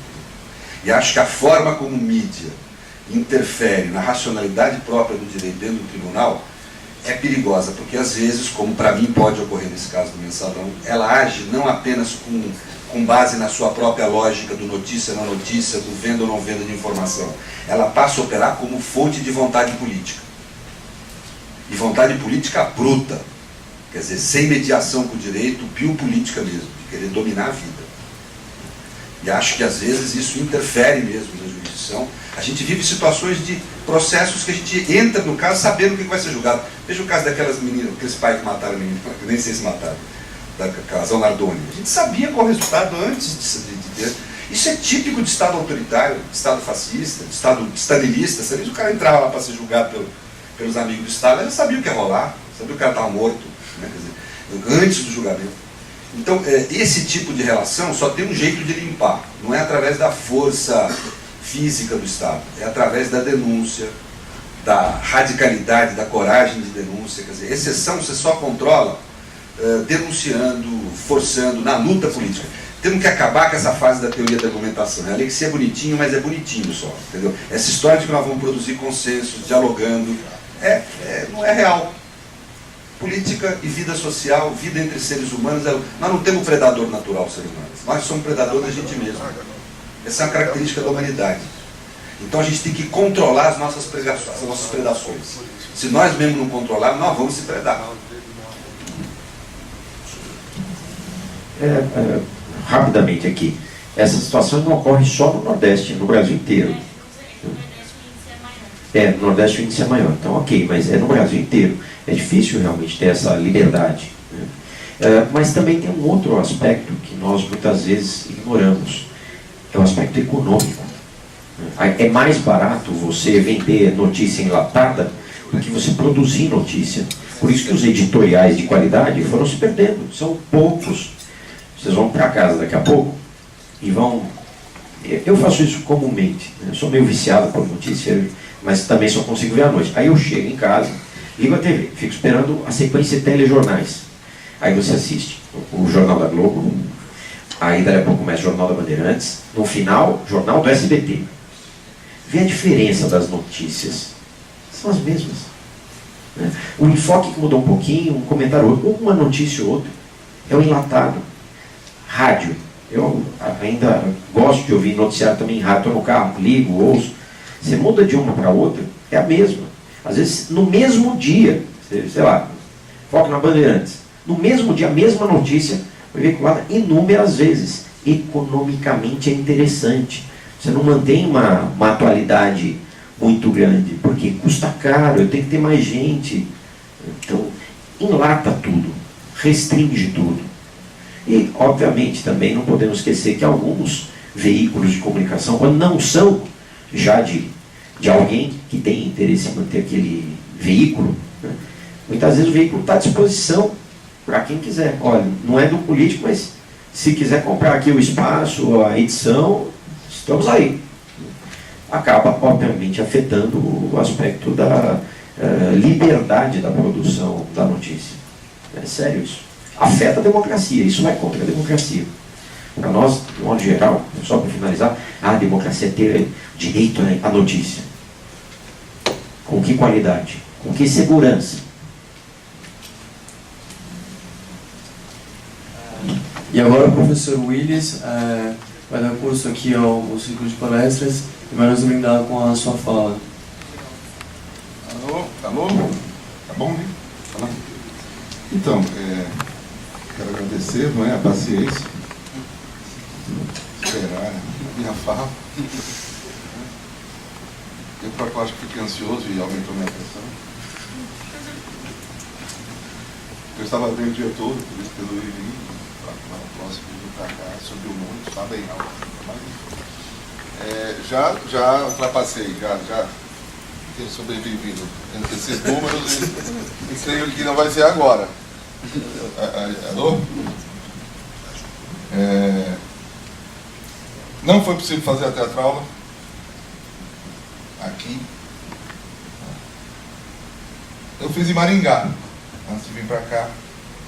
E fiz essas condições similares e me ajudou muito, um pouco antes, né, da apresentação, quando a Fabiana, a atriz da teatral, me falou o que o Zé Celso, que é o nosso mestre do teatro, pessoal, nacional, fala para ela, né? Falou para ela, uma circunstância assim, ele próprio, Zé quase já morreu em cena, né? E aí ele fala assim, o teatro cura, vamos que o teatro cura. E de fato, terminei a apresentação com a pressão mais baixa do que ele estava quando comecei. Eu espero que a palestra também cure.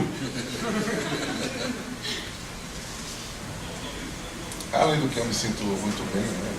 Nessa casa, os colegas, com a Carmela, com os representantes do Centro Acadêmico 22 de Agosto, estudantes da militância, né? Eu sou filho de militantes, né? Sou segunda geração.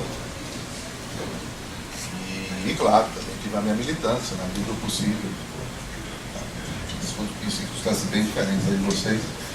E foi nessa época também, no começo dos anos 80, que começa um movimento de crítica do direito muito forte na Europa, chega aqui no Brasil, pelo Vará, chega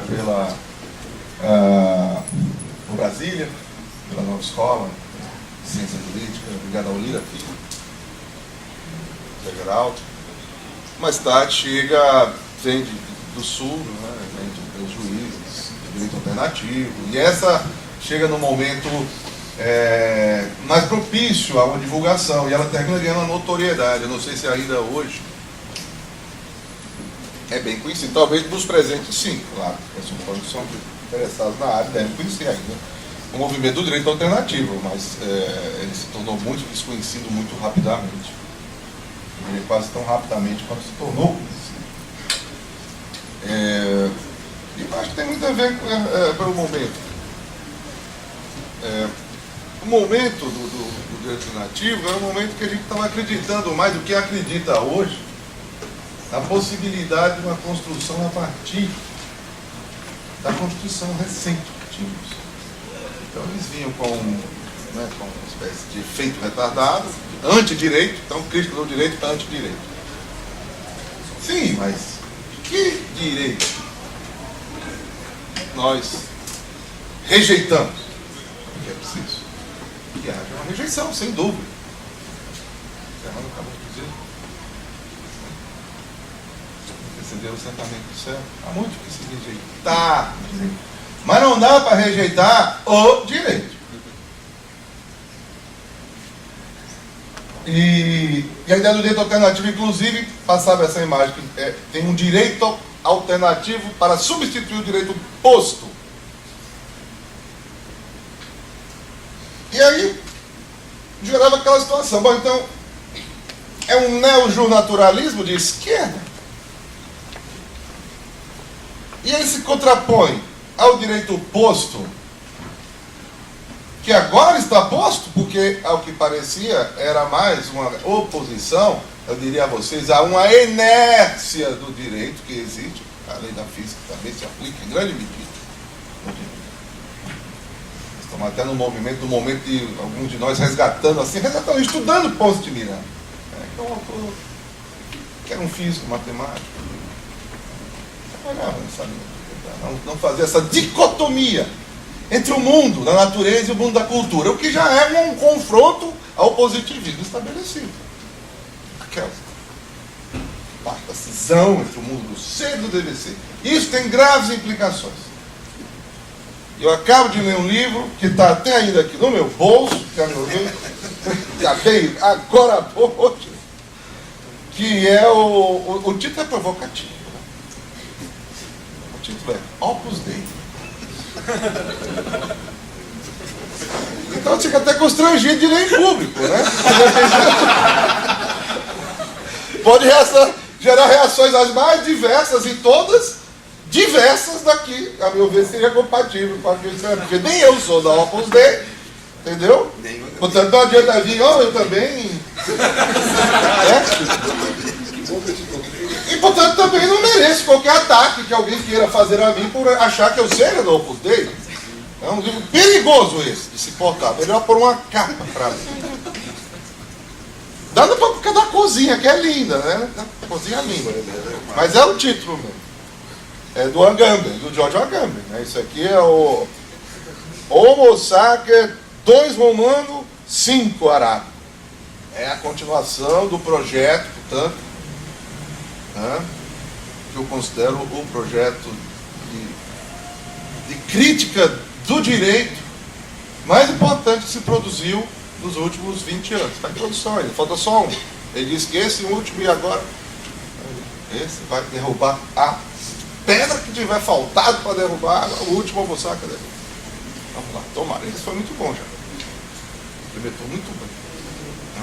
E são livros chatos. Não sei se alguém aqui já leu O Reino e a Glória. São livros de teologia. O Reino e a Glória. Origens teológicas da economia. Então, mas por que ele próprio, por que eu tive que fazer isso? Porque ele quer fazer uma arqueologia.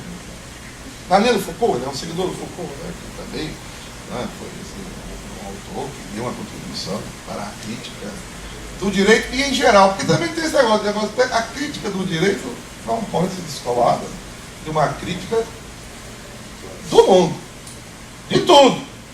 Senão a gente cai no formalismo, a gente vira kantiano, existe muito. Críticos kantianos. Aliás, o Kant foi quem começou seriamente com esse negócio de crítica, né? Mas como era a crítica do Kant? Ou as críticas do Kant? A crítica da razão pura, a crítica da razão prática, mais direta. Então, a crítica da razão pura, mais ligada ao conhecimento do ser, né? As ciências do ser. Como se vê, como é possível conhecer, partindo do princípio que se conhece. Que é um partido bastante questionável. Que a física newtoniana já estava nos revelando a verdade. Já sabemos que não. E é essa a garantia da crítica da razão pura. Apesar de ser o exame das condições de possibilidade de um conhecimento despreendido da faticidade, da experiência, mas por baixo da mesa, a garantia é o que era? A experiência comprovada que gerava um conhecimento certo e verdadeiro, que era o da física newtoniana e tal, e dele próprio, que também era física. Talvez seria da hipótese Kant lá faz. Então, o Kant então faz essa crítica da razão pura, né, já de antemão, separando de forma de conhecimento de outros campos, entre os quais vai então se incluir o nosso do direito, né? E da ética, separadinho. E aí depois lá dentro separado uns do outro, um do outro. Então o campo do DVC, campo do C, campo do DVC. Vocês conhecem isso muito bem, de Kant. É um campo kantiano. Cuidado, que é bebendo do microfone.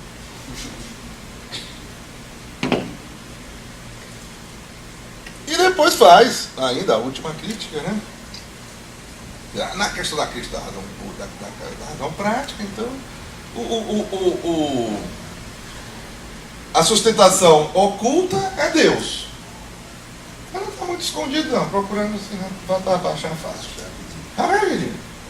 Até porque tem outro livro, A Religião dos Limites do Mero Entendimento, que seria esse, literalmente. Esse que seria diretamente sobre Deus, foi proibido, deu problema. Então teve que esconder um pouco Deus na crítica da razão pura.